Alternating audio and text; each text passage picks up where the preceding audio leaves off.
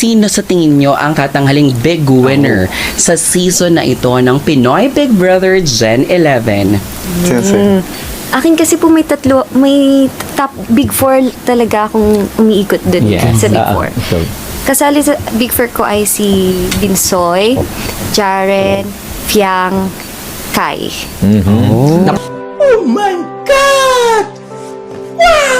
Patandaan natin yan, baka fearless forecast yan. Yes. Ni Jolly, di ba? Oo. At ikaw naman, Gwen. Sa akin po, honestly, impact-wise and personality-wise talaga, si Fiang. Wow.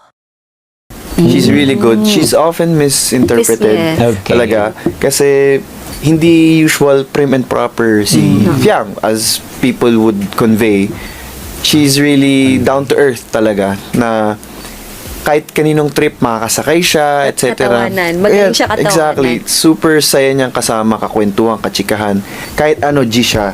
Correct. So, I think more people can relate to her talaga. Correct. She's just really misinterpreted. And then, pero super bait niya po. Super kasi bait niya. may book siyang dala, tapos nung binasa ko yung book niya, yung bida, parang siya.